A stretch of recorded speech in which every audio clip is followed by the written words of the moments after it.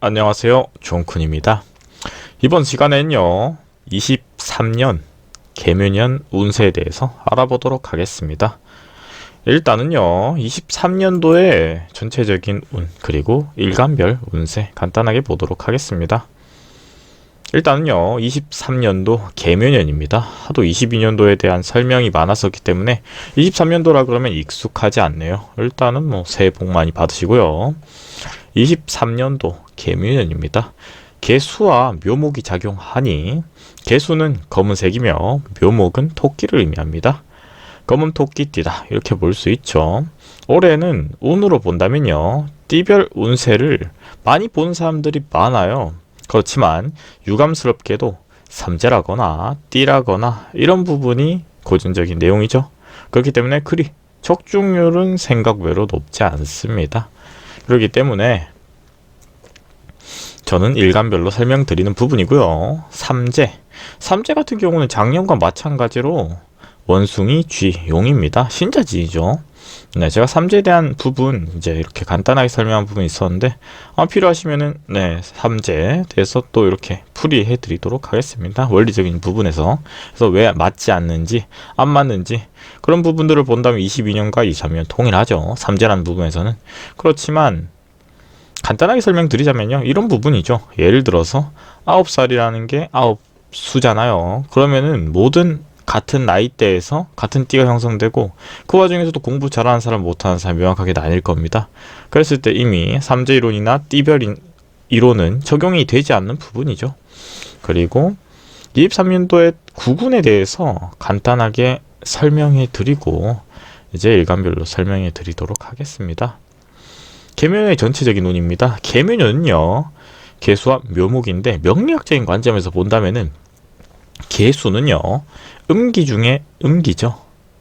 음이든 양이든 편중이 심할수록요 그 오행의 작용이 크다고 볼 텐데 개수는 무섭다고 볼 수도 있어요. 그런 점에서 본다면은 이민년보다 개묘년은 운이 더욱 어렵다고 볼 수 있는 것 또한 사실이죠. 그리고 전체적인 운의 동향에 대한 영상은 제가 이런 우리나라의 지운에 대한 부분들 뜨는 직종, 가라앉는 직종, 재물운에 대한 동향 이런 것들 흘러가는 부분들 네, 제가 지난 영상에서 설명드렸죠. 명리학적인 부분에서 왜 부동산이 떨어질 수밖에 없는지 왜 안 되는지 앞으로 이런 부분에 대한 설명이 있었습니다. 그죠? 그리고 올해 같은 경우에는 그런 금전적인 부분이 더 악화될 수밖에 없어요. 솔직히 말해서 개묘라는 것 자체가 음기가 엄청 높아졌을 때 일어나는 일들이라고 한다면은 강하고 날카롭겠죠. 반대로 이민 같은 경우에는 전조 단계라고 볼 수 있었어요. 그리고 개묘 같은 경우에는 그렇다. 개묘연이라고 해서 뭐 토끼에 중점을 둘 필요는 없어요. 토끼라고 해서 뭐 토끼와 관련된 이런 해석들이 있는데 뭐 토끼가 뭐 음기가 세고 뭐 그죠? 이런 부분이 일반적인데 그런 부분에 대해서는 크게 관여하지 않습니다. 오히려 토끼는 따뜻하죠. 왜냐하면 목의 기운을 가지고 있기 때문에 동물로 비유할 필요는 없어요. 그 오행으로 비교를 할 필요가 있겠죠. 그리고 개묘년의 전체적인 운, 특히나 전문성이 없는 부분들은 어려워진다고 봅니다. 부동산이 떨어지기 전에 떨어진다고 설명드렸듯이 앞으로 더 떨어질 것으로 볼 수 있겠죠. 경제는 얼어붙을 것이며 일자리도 더 줄어든다고 볼 수 있어요. 그리고 명리학자에 종사하시는 분들은 어떻게 보면은 개묘년에 무조건 좋다고 말했던 사람들도 있을 거예요. 하지만 운이라는 게 결과가 드러난 학문이죠. 이런 분들도 역시 신용을 잃는다고 볼 수 있겠죠. 왜냐면 적중률이 높아야 될 텐데 적중률이 떨어지니 네, 마찬가지로 명리학자에 종사하시는 분들도 적중률이 떨어지면서 금전적인 부분에 어려움이 있을 거예요. 인지도가 떨어지니.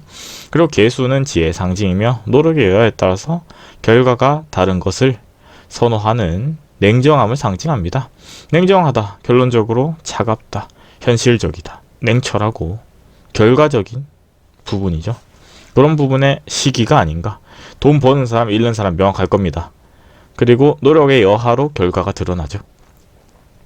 사람들이 운이 어려울수록 현실에 다가가는 것 같아요. 운이 좋을 때는 뭐 이렇게 편법적인 부분으로 재물이 들어오는 분들도 있을 거고 좀 더 편하게 이런 뭐 기만적인 부분으로 재물을 버는 부분도 있을 거예요. 하지만 다들 어렵고 다들 냉정해진다면은 반대로 기존에 불필요한 부분들 없어질 수도 있겠죠.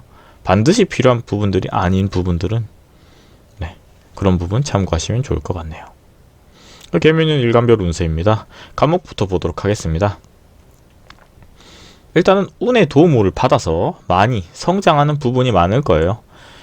그리고 좋은 시기라고 볼 수 있어요. 간목은 행운이 들어왔다, 전성기다 이렇게 볼 수 있고요. 특히나 가정운이 좋아지며 가족 간에 도움을 받을 수도 있는 시기가 됩니다. 이 시기에 활동력이 크게 늘어나며 생각 아이디어도 많아질 텐데요. 활용한다면 재물을 크게 늘어난다고 봅니다. 전 오히려 간목은 치고 나갈 때라고 봅니다. 모든 일간들이 다 좋은 시기일 수는 없겠죠. 하지만 간목 같은 경우에는 치고 나갈 시기다. 반대로 재물을 경기가 어렵지만 재물을 벌 수도 있다 이렇게 볼 수 있죠. 이어서 을목입니다. 을목 같은 경우에는요, 가족이나 지인의 도움을 받아서 재물이 많아지는 시기이며 과도한 욕심은 금물인 시기라고 봅니다. 재물 자체는 크게 움직이며 긍정적인 결과에 도달한다고 봐요. 하지만 그만큼 소비 성향이 늘어날 수도 있으니 재물 관리가 필요하다고 볼 수 있어요. 기혼인 사람은요, 부부간의 언행도 신경 쓰시길 바랍니다. 이 부분에서 봤을 때 연애운이나 부부관계 이런 운들이 떨어진다고 볼 수 있겠죠. 그런 부분 주의하시면 도움이 된다 이렇게 볼 수 있죠. 병화일간입니다. 병화일간 같은 경우에는요, 직업적인 스트레스가 늘어날 수도 있다고 봐요. 재물적인 부분에서 유혹이 들어올 수 있으며 개묘년은 현재 상황을 유지하는 것을 추천드립니다. 누군가는 변화의 키워드를 받아서 변화를 추진할 거고요. 하지만 병화 같은 경우에는 유지입니다. 현상 유지하시는 걸 좋아요. 새로운 부분을 추가할 필요가 없습니다. 그리고 변화의 시기에 변화도 있겠지만 반대로 변화가 불필요한 사람도 있다 이렇게 볼 수 있죠. 안 좋은 부분은요, 이성적인 문제, 재물 손실, 문서운으로 하여금 곤란한 일을 겪을 수도 있다 이렇게 볼 수 있죠.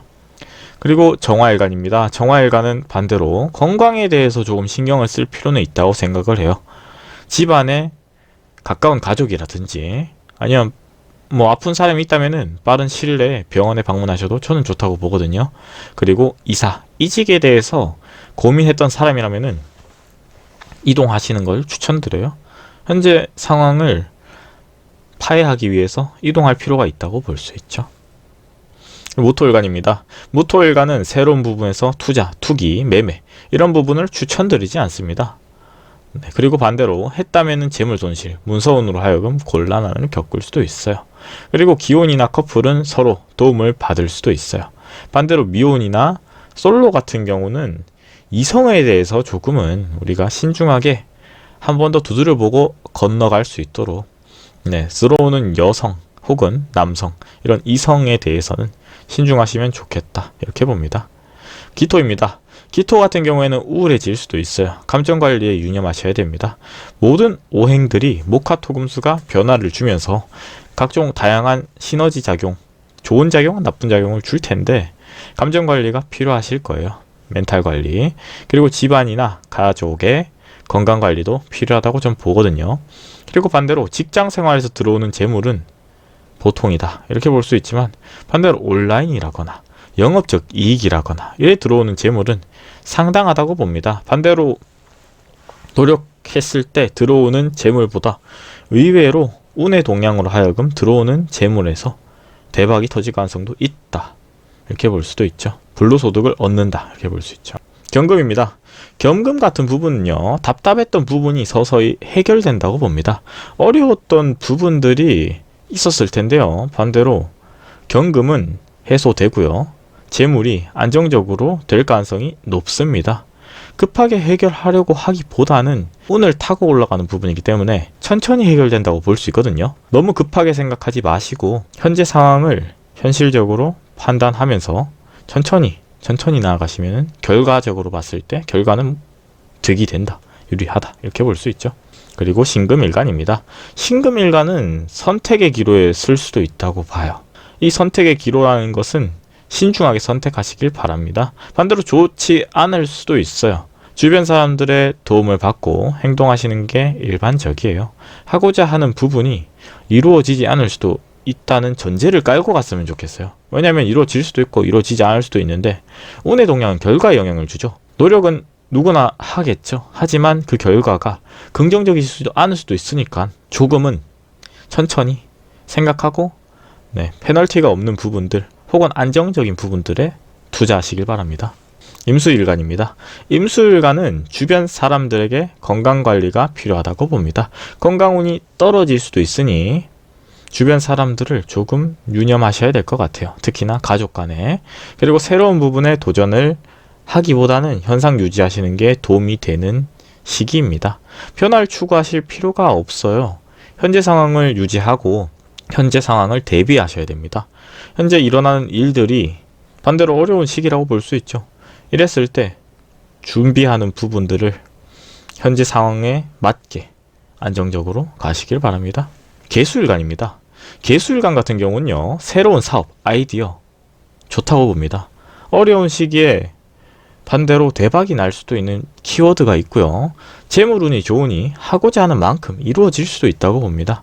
현재 상황이 조금은 많은 일들이 있을 수가 있어요. 그렇지만 집중하실 필요가 있어요. 우선순위도 정하고요. 많은 것들을 얻어가니 많은 것들을 볼 필요가 없고 내가 뭐가 우선인가, 나한테 뭐가 득이 될 것인가에 대해서를 나아가실 필요가 있지 많은 생각을 하실 필요는 없어요. 오히려 먼저 나아가면서 생각하셔도 저는 괜찮다고 보거든요. 반대로 생각이 많아서 생각하다가 딜레이 된 시기가 길어질수록 안 좋을 수도 있습니다. 그러니까 현재는 밀고 나가면 좋다. 좋은 시기에 사업이나 자신에게 투자하시길 바랍니다. 반대로 내가 관여할 수 있는 부분에서는 상당히 득이 될 수가 있어요. 그렇게 판단하시면은 금전적인 부분에서 상당히 메리트가 있고요. 이 시기에 만약에 돈을 벌면은 주변에서 안 좋은 시선이 있을 수도 있습니다. 하지만 관여하지 마세요. 돈 거래를 하실 필요는 없습니다. 자기 주도하는 부분에서 유리함이 있다. 이렇게 볼 수 있죠. 이번 시간에는 이렇게 일간에 대해서 설명해 봤는데요. 이해가 안 되는 부분 혹은 필요한 부분이 있으시면은 댓글로 문의 주시면은 답변 드리도록 하겠습니다. 그러면은 여기까지 보도록 하겠습니다. 구독과 좋아요는 저에게 큰 힘이 됩니다.